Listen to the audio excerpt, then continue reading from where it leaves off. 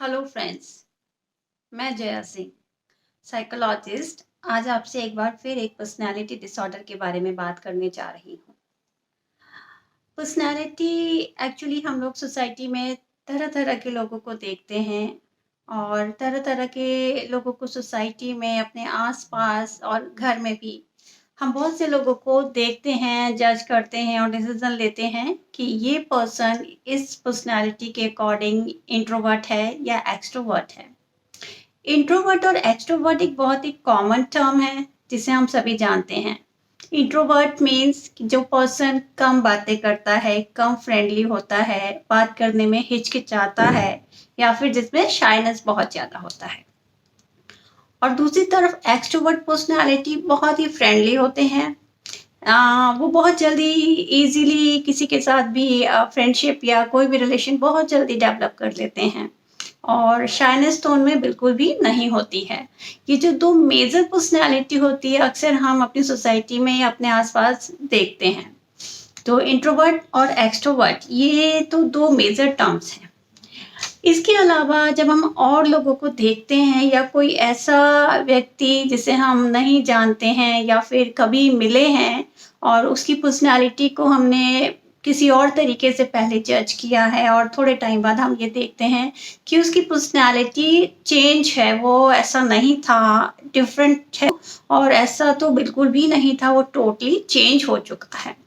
कुछ चीज़ें डेवलपमेंट के साथ चेंज होती हैं, लेकिन पर्सनालिटी डिसऑर्डर में जो चेंजेस होते हैं वो बिहेवियरल चेंजेस हम कह सकते हैं, जो इनर चेंजेस होते हैं जिसका उस व्यक्ति को भी नहीं पता होता है जिसके अंदर ये चेंजेस हुए हैं, क्योंकि वो जिस तरह की पर्सनालिटी शो कर रहा है उसका उसे अंदाज़ा नहीं है कि मैं क्या शो कर रहा हूँ और इवन उसको खुद भी नहीं पता होता कि मैं इस समय अपना बिहेवियर किस पर्सनालिटी के अकॉर्डिंग शो कर रहा हूँ। पर्सनालिटी डिसऑर्डर में बहुत तरह के डिसऑर्डर्स हम काउंट कर सकते हैं, जैसे एंटी सोशल पर्सनालिटी हो गए, जो बिल्कुल ही सोसाइटी में मिक्सअप नहीं होना चाहते, लोगों से दूर रहना चाहते हैं, उन्हें पब्लिक में जाना पसंद नहीं होता या बहुत शाय होते हैं, उनको सिर्फ अपनी ही दुनिया में रहना अच्छा लगता है। दूसरा हो गया जिनमें सोसाइटल अटैम्प्ट्स की बहुत ज़्यादा फीलिंग्स होती हैं। ऐसे लोग भी दूसरों से दूर रहते हैं और ये एक जनरल फीलिंग नहीं है या फिर एक जनरल सिम्पटम नहीं है जो एक आम आदमी में पाया जाता है।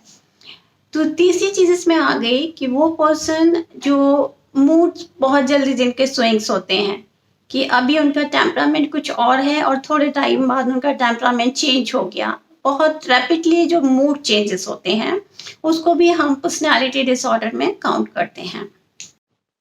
पर्सनालिटी डिसऑर्डर में जो पर्सन होता है उसको हम 18 ईयर्स से पहले जज नहीं कर सकते। किसी भी पर्सनालिटी डिसऑर्डर को जज करने के लिए या फिर डायग्नोज करने के लिए हमें उसका 18 ईयर्स का होना बहुत ज़रूरी है और हमारे लॉ के अकॉर्डिंग भी हम 18 ईयर्स से पहले किसी को पर्सनालिटी के अकॉर्डिंग या फिर उसके एज के अकॉर्डिंग हम उसको कोई पनिशमेंट नहीं दे सकते। तो साइकोलॉजी में भी किसी पर्सनालिटी को पर्सनालिटी डिसऑर्डर कहने के लिए 18 ईयर्स का होना बहुत ज़रूरी है। पर्सनालिटी डिसऑर्डर में जो मेन चीज़ ये है कि जो व्यक्ति होता है उसे ये लगता है कि मैं ठीक हूँ, मेरा बिहेवियर ठीक है।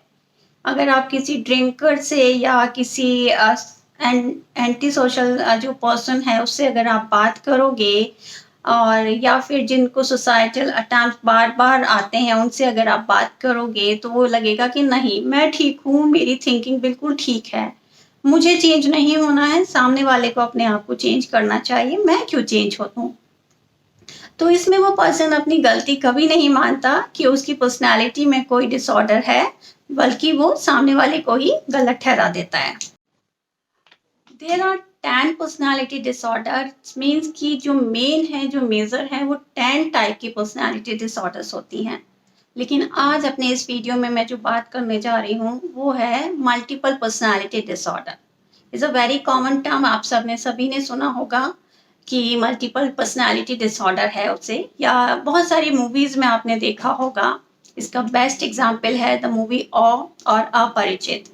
जिसमें आपने पर्सनैलिटी डिसऑर्डर देखा होगा कि एक पर्सन के अंदर कितने सारे पर्सनैलिटी होते हैं और उन्हें पता ही नहीं होता कि पर्सनैलिटी उनके अंदर है। ओके, आप क्या गैस कर सकते हैं कि एक पर्सन में कितने पर्सनैलिटी डिसऑर्डर हो सकते हैं या कितनी पर्सनैलिटी उसके अंदर डेवलप हो सकती हैं? तो एक पर्सन में अगर मैक्सिमम जो साइकोलॉजी के अकॉर्डिंग देखा जाए तो 15 पर्सनालिटी डेवलप हो सकती हैं मैक्सिमम। बट कुछ रेयर केसेस में और कुछ स्टडीज में ये भी देखा गया है कि एक लेडी के ऊपर जो एक रिसर्च हुआ था उसमें ये पाया गया कि उसके अंदर 92 पर्सनालिटी डेवलप थी। मल्टीपल पर्सनालिटी डिसऑर्डर का जो मेन सिम्टम्स है वो क्या होता है कि जो व्यक्ति होता है वो और पर्सनालिटी को अपने अंदर डेवलप कर लेता है, लेकिन इसके बारे में वो अवेयर नहीं होता है। कुछ टाइम तक या यूं कह सकते हैं कि कुछ महीनों तक, कुछ वीक्स तक या फिर कुछ लंबे पीरियड तक वो एक पर्सनालिटी में रहता है और कुछ टाइम बाद वो दूसरी पर्सनालिटी में मूव कर जाता है और इसका उसको भी अंदाजा नहीं होता। ये सब कुछ अनकॉन्शियसली हो रहा होता है जब तक कि ये जो है एक सेवर सिम्टम्स बन के लोगों के सामने ना आए। उस पर्सन को भी नहीं पता होता कि वो क्या कर रहा है और वो जो भी बिहेव कर रहा होता है वो जिस पर्सनालिटी में उस टाइम होता है उसी के अकॉर्डिंग वो बिहेव कर रहा होता है। अगर कोई इंट्रोवर्ट पर्सन है और अचानक से उसकी पर्सनालिटी एक्सट्रोवर्ट बन जाए तो वो सारे सिम्टम्स एक्सट्रोवर्ट पर्सनालिटी वाले शो करता है और इसका उसको पता नहीं होता कि मैं इस तरह के सिम्टम्स कर रहा हूँ या शो कर रहा हूँ। जैसे कि अगर वो शाय है और अचानक से वो उसकी शायनेस ख़त्म हो जाए, फ्रेंडली हो जाए और कुछ टाइम बाद वो फिर से शाय हो जाए और लोगों से मिलना जुलना में उसको प्रॉब्लम होने लगे, तो इट मीन्स कि उसकी पर्सनालिटी चेंज हो रही है बार बार और कुछ टाइम तक वो एक पर्सनालिटी शो करता है और कुछ टाइम बाद वो दूसरी पर्सनालिटी शो कर रहा है। और कई बार एक पर्सन कई सारी पर्सनालिटी शो करता है, जैसा कि मैंने आपको पहले ही बताया कि एक पर्सन में मैक्सिमम 15 पर्सनालिटी डेवलप हो सकती हैं। मल्टीपल पर्सनालिटी डिसऑर्डर का मतलब ये नहीं होता है कि उस पर्सन में इविल स्पिरिट्स या घोस्ट है। बहुत सारे एंशिएंट टाइम में लोग इस चीज को घोस्ट या इविल या इन चीजों के साथ जोड़ देते थे कि वो ऐसा हो गया है, इसका मतलब कि उसके अंदर कोई स्पिरिट आ गई है और उसका इलाज नहीं हो सकता। ये तो इसको तो किसी बाबाओं को दिखाओ या फिर कुछ इस तरह के, कभी वो इसको मेंटल डिसऑर्डर समझते ही नहीं थे। बट आज साइकोलॉजी में बहुत सारा डेवलपमेंट हो चुका है और लोगों को पता है कि मल्टीपल डिसऑर्डर एक साइकोलॉजिकल डिसऑर्डर है और जिसका ट्रीटमेंट साइकोलॉजी में पॉसिबल है। इस तरह के लोग अचानक से, मैंने बताया आपको कि मूड स्विंग्स बहुत जल्दी होता है इनका, अचानक से एक पर्सनालिटी से मैं दूसरी पर्सनालिटी में शिफ्ट हो जाते हैं और इनको खुद भी नहीं पता होता। मोस्टली ये हमेशा पास्ट के बारे में सोचते रहते हैं, अपने प्रेजेंट में इनको रहना ज़्यादा पसंद नहीं होता, सिर्फ पास्ट की बातें सोचते रहते हैं और पास्ट में रहना इन्हें ज़्यादा अच्छा लगता है।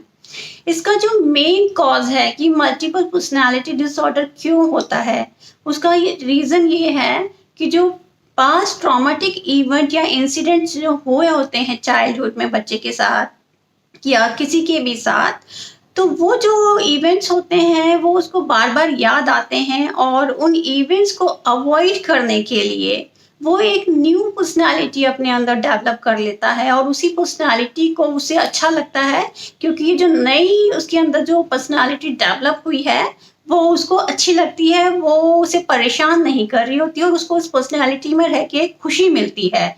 और जिस पर्सनालिटी के साथ उसको ज़्यादा हैप्पीनेस और सेटिस्फैक्शन मिलता है वो उस पर्सनालिटी में ज़्यादा टाइम रहने की कोशिश करता है।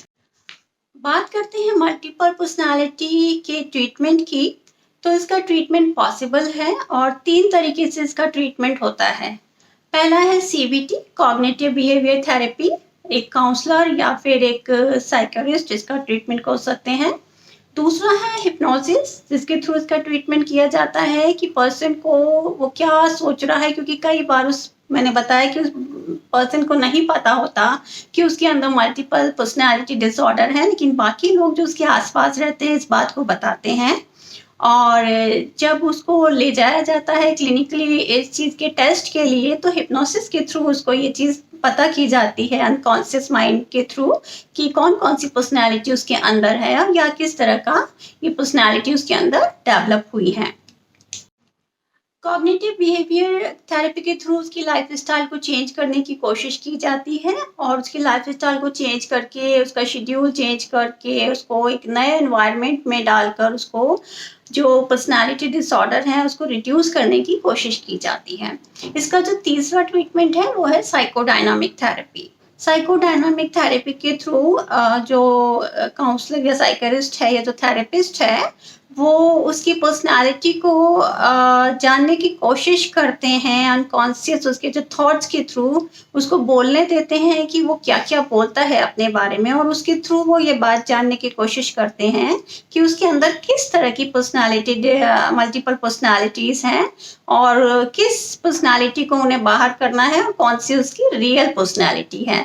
ट्रीटमेंट के थ्रू उसकी मल्टीपल पर्सनालिटी डिसऑर्डर को कम किया जाता है और रिड्यूस किया जाता है कह सकते हैं, और उसके थ्रू उसे उसकी रियल पर्सनालिटी में वापस लाया जाता है और उसे बताया जाता है कि ये आपकी रियल पर्सनालिटी है और आप ऐसे हो, और ये जो पर्सनालिटी आपने डेवलप की है अपने अंदर, ये आपकी एक इमेजिनेशन है या फिर एक रियल नहीं है, ये एक अनरियल पर्सनालिटी है जिसे आप शो कर रहे हो और आपको पता नहीं है और आपके आसपास के लोग इस बात को बता रहे हैं। तो ट्रीटमेंट के थ्रू इसको रिड्यूस किया जा सकता है, जो मल्टीपल पर्सनालिटी की जो प्रॉब्लम्स हैं उसको कम किया जा सकता है।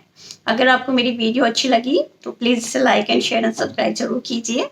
Thank you so much.